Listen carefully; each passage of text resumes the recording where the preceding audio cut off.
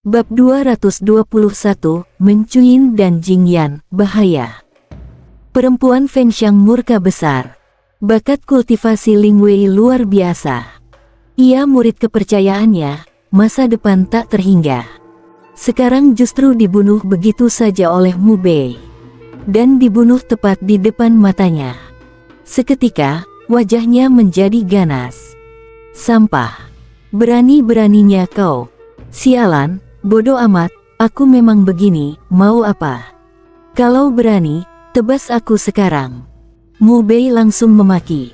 Pun, terhadap orang Taisang Siangong, ia tak akan sopan sedikit. Urat di kening perempuan Fengxiang menonjol. Pipi makin tampak bengis, aura membunuhnya begitu pekat. Namun, pada akhirnya ia tetap tak berani turun tangan. Memang harus dibunuh. Orang macam itu, dibiarkan hidup cuma jadi biang masalah. Beberapa jago muda generasi baru dari Zhongzhou berbisik pelan. Apa yang dilakukan Ling Wei memang terlalu menyebalkan. Sekalipun ia punya dendam dengan Mu Bei, juga tak seharusnya ia menyerang saat Mu Bei sedang membantai suku Wu. Masak ia tak tahu suku Wu adalah musuh besar Zhongzhou. Perempuan Fengxiang mengepalkan kedua tangan erat-erat. Ia ingin kepala Akademi Masuan menghukum berat Mu Bei, tapi tak jadi membuka mulut. Ia sangat paham itu cuma akan sia-sia. Saat ini, di tempat ini semua orang melihat Mu Bei membunuh Ling Wei justru terasa sangat lega. Lagi pula, Mu Bei jelas sangat kuat. Ia sudah jadi salah satu kekuatan utama untuk menghadapi suku Wu. Mana mungkin sekarang mereka menghukumnya?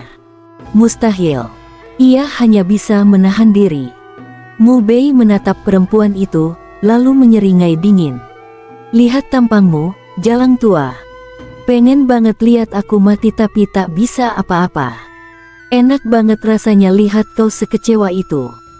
Ia mengacungkan jari tengah ke arah perempuan Fengxiang, lalu melesat menuju gugusan pegunungan berwarna abu-abu. Jelang kompetisi besar masih ada waktu. Ia berencana terus berlatih untuk meningkatkan kekuatannya. Sekaligus, ia juga harus mencari rute yang tepat untuk masuk ke wilayah tandus. Di sisi barat gugusan gunung ada sebuah lembah sunyi yang berselimut daerah terlarang khusus. Sangat cocok untuk menempa indera spiritual. Kau bisa ke sana. Sebuah suara langsung bergema di dalam kepalanya. Suara kepala Akademi Masuan.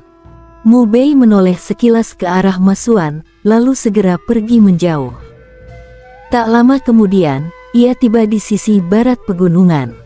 Di depan, terbentang sebuah lembah yang sangat luas. Ia masuk ke dalam. Lembah itu sangat dalam dan sunyi. Tak lama, ia pun menyadari keistimewaan tempat ini. Udara di sini dipenuhi partikel kekuatan domain. Ini adalah sejenis materi mirip partikel aura spiritual. Tak bisa dipakai untuk meningkatkan kultivasi, tapi sangat bagus untuk menyuburkan indera spiritual. Dengan partikel kekuatan domain ini menyuburkan indera spiritual, pertumbuhan indera spiritual akan menjadi sangat cepat. Tempat yang bagus. Mata Mu Bei langsung berbinar. Partikel kekuatan domain jauh lebih sulit diserap ketimbang partikel aura. Nyaris mustahil diolah dengan cepat. Bagi kultivator biasa, di tempat ini mereka paling-paling hanya bisa meminjamnya untuk membantu menyuburkan indera spiritual secara perlahan. Tapi ia berbeda. Ia menguasai kitab pengubur naga. Ia bisa langsung mengendalikan partikel kekuatan domain ini, menyerap dan memurnikannya, membuat indera spiritualnya menguat dalam kecepatan yang mengerikan. Sekarang ia berada di ranah Lingseng. Kultivasi di ranah ini justru berfokus pada penyuburan indera spiritual, agar indera spiritual bisa berpadu sempurna dengan tubuh fisik. Dengan kepadatan partikel kekuatan domain di udara lembah ini, ia yakin bisa menembus sampai ranah Lingseng tahap puncak dalam waktu tersingkat. Lalu, melangkah ke ranah Juhun. Kepala Akademi benar-benar sangat membantuku. Ia diam-diam merasa berterima kasih. Setelah pria berbaju hijau itu membawa orang-orang kembali ke perbatasan sungai, kepala akademi pasti sudah tahu ia menguasai seni naga kuno. Karena itulah beliau sengaja memberitahu tempat ini padanya. Segera ia mencari sebuah lokasi yang sangat tersembunyi di dalam lembah. Ia membentuk segel dan memanggil pola naga, lalu membangun sebuah formasi pengumpul domain. Sekejap saja, partikel kekuatan domain di dalam lembah ini mengalir deras ke arahnya dengan kecepatan mengerikan, bagai anak sungai yang berjatuhan ke laut dan menyatu ke dalam tubuhnya. Hanya dalam hitungan beberapa helaan napas, di dalam tubuhnya sudah terkumpul jumlah partikel kekuatan domain yang luar biasa besar. Kalau kultivator biasa yang datang menyerap di sini, setidaknya mereka butuh 5-6 hari untuk bisa mengumpulkan jumlah yang setara dengan apa yang ia serap dalam beberapa helaan napas. Itulah bedanya. Weng. Cahaya ilahi keemasan menyelimuti permukaan tubuhnya. Teknik satu pedang tak tertandingi telah dijalankan sampai batas tertinggi. Ia dengan gila melatih dan memurnikan partikel kekuatan domain yang mengalir masuk ke tubuhnya. Menubuhkan indera spiritual. Tak terasa, 3 hari telah berlalu. Indera spiritualnya menguat berlipat ganda. Kini ia bisa menutupi area seluas lebih dari 300 meter di sekelilingnya. Langsung menembus ke ranah Ling Seng tahap pertengahan. Terus, satu pedang tak tertandingi terus berputar. Tak berdiri, hanya meneruskan kultivasi. Hari demi hari berlalu. Dengan bantuan partikel kekuatan domain, indera spiritualnya terus menguat, kian lama kian murni. Hingga 7 hari lagi berlalu, ia memanfaatkan lautan partikel kekuatan domain di sini untuk akhirnya menyuburkan indera spiritualnya sampai ke tingkat puncak. Yang disebut tingkat puncak adalah saat indera spiritual bisa berpadu sempurna dengan tubuh. Ia mencoba menyebar indera spiritualnya. Kini, indera spiritualnya sudah mampu menutupi area seluas 1000 meter. Segala sesuatu yang berada di dalam radius 1000 meter itu, bisa ia deteksi dengan jelas. Ini sudah bisa dibilang benar-benar menentang langit. Bagaimanapun, bahkan bagi para jenius, saat mereka berada di ranah Ling Seng tahap puncak, indera spiritual mereka paling jauh hanya bisa menjangkau sekitar 100 meter. Dan ketika ia mempersempit jangkauan indera spiritual, semakin kecil radiusnya, semakin tajam pula detail yang bisa ia tangkap. Sekarang, kalau ia hanya menutupi area 10 meter dengan indera spiritualnya, bahkan sebutir debu yang tersapu angin pun bisa ia tangkap dengan jelas. Ia berhenti sejenak, lalu kembali menjalankan teknik kultivasi. Kali ini, menabrak ranah Juhun. Langkah ini sangat sulit. Harus melakukan 1 kali pemurnian besar-besaran pada indera spiritualnya, membuatnya benar-benar berevolusi. Mengubah indera spiritual menjadi indera ilahi. Ibarat mengubah pasir menjadi besi. Sangat sulit. Namun berada di lembah Fang dipenuhi partikel kekuatan domain seperti ini, langkah ini justru menjadi sangat mudah baginya. Partikel kekuatan domain bisa membantunya dengan cepat menggembleng indera spiritual menjadi indera ilahi. Weng. Satu pedang tak tertandingi berputar. Dipadukan dengan formasi seni naga pengumpul domain, ia menyerap partikel kekuatan domain di sini dengan kecepatan lebih dahsyat lagi, lalu menggunakannya untuk terus mengasah indera spiritualnya. Sekejap, 1 hari pun berlalu. Pop. Hari itu, terdengar suara pelan dari dalam tubuhnya. Indera spiritualnya sepenuhnya berubah menjadi indera ilahi, terjadi sebuah evolusi dalam tingkat hakikat. Sekejap, gelombang kekuatan mengerikan menyapu keluar dari tubuhnya sebagai pusat, sampai-sampai tanah di sekitarnya retak dan runtuh. Ranah Juhun tahap awal. Ia membuka kedua mata. Sekilas kilatan emas melintas di dalam maniknya.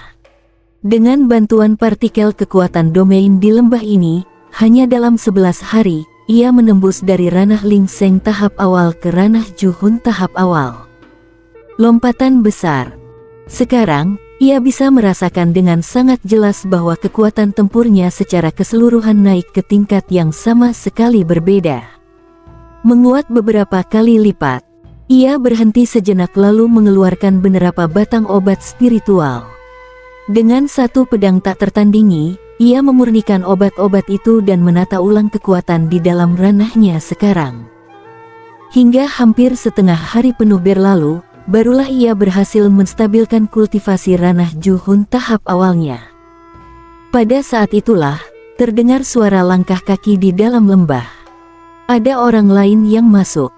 Meng Chuyin dan Jing Yan itu, di antara manusia harusnya termasuk kelas atas, kan? Rasa mereka pasti luar biasa. Tuan Nian benar-benar beruntung kali ini. Sekarang memang belum ditangkap. Tapi, dengan kekuatan Tuan Nian, tak mungkin mereka bisa lolos. Tentu saja. Di generasi muda suku Wu, Tuan Nian menempati urutan kinan terkuat. Kedua perempuan itu cepat atau lambat pasti tertangkap. Sudah, jangan bahas itu dulu. Kudengar lembah sunyi ini sangat membantu untuk menggembleng indera spiritual. Kita kultivasi yang benar dulu di sini. Berusahalah menembus ranah Juhun sebelum kompetisi besar resmi dimulai. Setelah itu baru kita puas-puasin memburu manusia. Suara percakapan terdengar dari luar. Wajah Mu Bei seketika mengeras. Meng Chuyin dan Jing Yan sedang berada dalam bahaya. La melangkah keluar secepat kilat. Sekali pandang ia langsung melihat 4 pria suku Wu. Kultivasi mereka semuanya berada di ranah Ling Seng tahap puncak. Keempat kultivator suku Wu itu juga melihat Mu Bei. Mereka menyeringai kejam seketika. Manusia, sembelih dia. Mu Bei hanya satu kali melangkah sudah tiba di depan mereka. Ia membentuk pedang dengan 2 jari dan mengayunkannya sekali. 3 kepala langsung terbang terpental. Orang terakhir menatap Mary, tapi dengan cepat wajahnya berubah ganas. Manusia keparat, kau berani. Mu Bei menendangnya sampai terjengkang. Tatapannya sedingin es. 2 perempuan yang kalian sebut tadi. Di mana mereka diserang? Mereka lari ke arah mana? Bab 222, cuma gaya doang. Pria klan Wu itu tampak ganas. Ia melotot buas pada Mu Bei, menggeram, mau bunuh ya bunuh. Jangan harap bisa gali apapun dari mulutku. Mu Bei mengangkat kaki, lalu menghentak turun dengan keras. Krek, suara tulang remuk langsung terdengar. Sesaat kemudian, ia dengan cepat menusuk beberapa titik pusat meridian di tubuh lawan dengan ujung jarinya. Versi modifikasi dari cakar penggerogot hati. Seketika, keempat anggota tubuh pria itu terpuntir dan berubah bentuk. Wajahnya segera dipenuhi bercak-bercak darah merah hitam. Baru lewat 3 tarikan napas, pria itu sudah tak sanggup menahan. Ia mengeluarkan jeritan melengking yang merobek hati. Kalau tetap bungkam, kau bakal menahan rasa sakit ini 3 hari 3 malam. Sampai tubuhmu melintir jadi segumpal daging lalu mati. Kalau bicara, aku lepaskan kau. Suara Mu Bei dingin. Ancaman dan iming-iming keluar bersamaan. Pria itu terus menjerit. Puluhan tarikan napas kemudian, ia benar-benar tak tahan lagi dan buru-buru menjawab pertanyaan Mu Bei. Aku sudah bilang, kau harus lepaskan. Telapak kaki Mu Bei berputar menghantam. Kekuatan brutal seketika mengguncang tubuh pria ini hingga hancur berkeping-keping. Lalu Mu Bei segera pergi dari sana. Suatu tempat di jajaran pegunungan kelabu. Meng Chuyin dan Jing Yan tampak sangat mengenaskan. Keduanya dikejar 3 kultivator klan Wu. Di depan mereka, seorang pria bertubuh kekar memimpin. Kalian gak bakal lolos dari telapak tanganku. Nurut saja ikut kakekmu ini pulang. Kalau kalian melayani kakekmu ini dengan baik, mungkin kalian masih bisa hidup beberapa hari lagi. Pria kekar itu menyeringai mesum. Di satu tangan ia memegang sebuah tombak darah. Ujung tombak mengarah ke depan. Seketika, kilau tombak memancar lebar, mengurung semua ruang di sekitar Meng Chuyin dan Jing Yan. Meng Chuyin mengangkat tombak perangnya. Jing Yan mengerahkan jurus telapak. Keduanya menyambut kilau tombak itu. Cahaya tombak bertabrakan dengan cahaya tombak perang dan kep telapak. Dua gadis itu terpental mundur dengan keras. Darah merembes dari sudut bibir mereka. Pada saat yang sama, dua pria klan Wu lainnya sudah mengitari dari belakang. Bersama pria kekar tadi, mereka membentuk posisi segitiga dan mengepung rapat dua gadis itu. Wajah keduanya tegang. Mereka berdiri saling membelakangi, menatap waspada tiga orang yang terus mendekat sambil memikirkan cara menembus kepungan. Di belakang mereka, dua pria klan Wu maju selangkah demi selangkah dengan wajah mengejek. Keduanya serentak menyerang. Cahaya ilahi menyembur deras, menutupi langit dan menyelimuti mereka berdua. Meng Chuyin mengayunkan tombak perang, Ling Yan mengerahkan kep telapak, berhasil memukul buyar serangan itu, tapi mereka tetap terdorong mundur sejauh beberapa meter oleh sisa daya hantamnya. Saat menghadang pria kekar tadi, mereka sudah menderita luka dalam yang cukup parah. Kekuatan ilahi pun hampir terkuras. Kondisi mereka sekarang benar-benar sangat buruk. Kalian berdua hati-hati sedikit. Jangan sampai melukai wajah dan kulit mereka. Kalau sampai rusak, selera kakekmu ini bakal turun drastis. Pria kekar itu menoleh dan berteriak pada dua pria di belakangnya. Mengerti? Dua pria klan Wu itu terkekeh. Salah satunya tertawa, "Bos, setelah kau puas bermain, bolehkah kau hadiahkan mereka pada kami berdua? Biar kami juga merasakan enaknya." Pria kekar itu tertawa terbahak-bahak. "Boleh." Jing Yan naik pitam. Meng Chuyin menggenggam erat tombak perangnya. Saat itu juga, kecepatan pria kekar tiba-tiba melonjak. Dalam sekejap ia sudah menerjang ke hadapan mereka. Satu telapak tangan terbentang, berubah menjadi kep tangan raksasa dari cahaya ilahi yang menutup kedua gadis itu. Wajah mereka berdua berubah drastis. Celaka. Dua gadis itu menjerit pelan, sisa kekuatan ilahi yang tak seberapa mereka paksa keluar tanpa henti, berusaha menahan. Sayang tetap tak mampu menembus. Kekuatan pria kekar itu terlalu gila kuatnya. Tak perlu buang tenaga. Kalian sekarang milik kakekmu ini. Pria kekar itu menyapu pandangan rakus ke arah sepasang bukit di dada Meng Chuyin dan Jing Yan. Tatapannya yang mesum seolah-olah sudah mengelupas pakaian mereka. Tunggu saja. Sebentar lagi kakekmu ini bakal membuat kalian melayang ke langit, enak sampai ingin mati. Heh. Sekilas saja kelihatan, mereka berdua masih kuncup. Dengan kemampuan bos, mereka pasti sebentar saja langsung ketagihan. Waktu itu, pasti mereka yang bakal merajuk minta bos terus menghantam. Perlu dibilang lagi, itu sudah pasti. Dua pria klan Wu itu cekikikan. Mata mereka berkilat-kilat, menyapu dengan kasar setiap sudut tubuh dua gadis itu. Seolah ingin melahap mereka hidup-hidup. Tepat pada saat itu, Kang! Suara denging pedang yang nyaring memecah udara. Cahaya pedang berguguran dari langit. Dengan suara sobekan tajam, kep tangan ilahi yang menaungi Meng Chuyin dan Jing Yan langsung hancur berantakan. Bilah-bilah cahaya pedang menyapu ke arah pria kekar itu. Pria kekar itu terhuyung mundur. Sekali mundur, ia sampai terseret lebih dari 20 meter. Bersamaan dengan itu, sebuah sosok jatuh dari langit dan mendarat di samping Meng Chuyin dan Jing Yan. Mu Bei datang. Aku nggak telat kan? Ia berkata sambil tersenyum. Meng Chuyin dan Jing Yan langsung menunjukkan ekspresi girang. Nyaris saja. Aku sudah siap meledakkan diri tadi. Jing Yan menepuk dadanya, masih diliputi rasa takut. Bei. Setelah itu, ia dan Meng Chuyin mengucap terima kasih padamu. Tadinya mereka sudah putus asa. Tak menyangka, di saat paling genting, Mu Bei justru muncul di sini. Kita ini teman. Bicara apa terima kasih segala. Mu Bei tersenyum.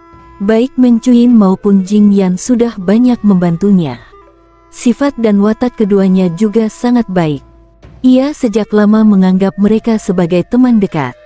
Dua pria klan Wu itu seketika memasang wajah dingin. Salah satunya mendesis tajam, "Dari mana datangnya sampah ini? Berani-beraninya mengacaukan urusan bagusnya Bos Nian." Begitu kata-kata itu jatuh, sebuah pedang bumi melayang keluar dari depan tubuh Mu Bei dan langsung menebas ke arahnya. Sekejap mata sudah sampai. Pria itu mendengus rendah, lalu menghantamkan satu tinju ke depan. Pedang dan tinju beradu. Puk! Darah muncrat. Tulang kepalan tangan pria itu langsung remuk. Ah! Ia menjerit nyeri, tubuhnya terlempar ke samping oleh kekuatan pedang. Namun pedang bumi itu sama sekali tidak kehilangan momentum. Tebasannya terus berlanjut dan, dengan satu suara basah, memenggal kepalanya. Pupil mata Meng Chuyin dan Jing Yan menyusut tajam. Esa! Sangat kuat. Jing Yan tertegun. Padahal pria klan Wu itu memiliki kultivasi di puncak ranah pengumpul jiwa. Namun dibunuh Mu Bei hanya dengan satu tebasan pedang. Tewas seketika. Wajah pria klan Wu yang satunya lagi berubah drastis. Ia memandang Mu Bei sekali lagi, kali ini dengan jelas-jelas membawa rasa gentar. Sementara Nian memasang wajah yang makin bengis. "Berani-beraninya kau membunuh anak buah kakekmu ini." Begitu ucapannya selesai, Mu Bei sudah melangkah selangkah ke hadapannya. Satu tinju meluncur. Arus udara perak menutupi seluruh kepalan tangannya. Hantaman itu bahkan membuat ruang kosong pun bergetar. Nian mengayunkan tinju untuk menyambut. Tinju beradu dengan tinju. Boom! Suara gedebuk berat terdengar. Nian terpaksa mundur 7 langkah berturut-turut. Wajah pria klan Wu yang tersisa itu kembali berubah.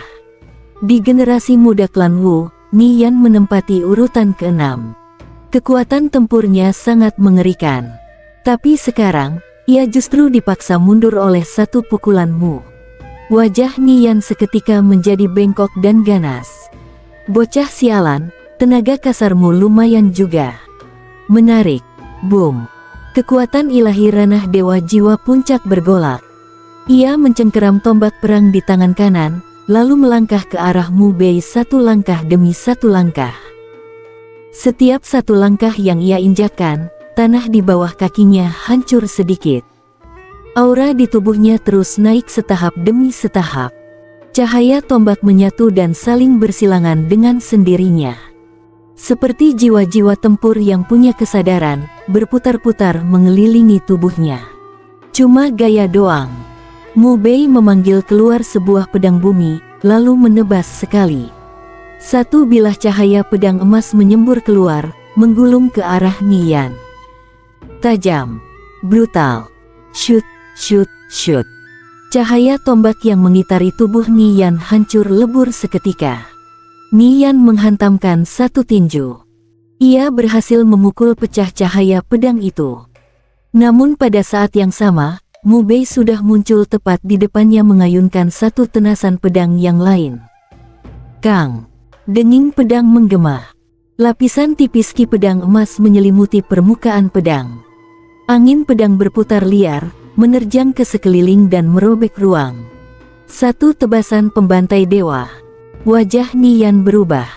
Ia merasakan kengerian dalam tebasan ini. Sambil meraung, ia mengerahkan seluruh tenaga dan menebas ke depan dengan tombak perang di tangannya. Detik berikutnya, pedang dan tombak beradu. Tang! Suara nyaring logam saling beradu meledak. Nian terpental mundur.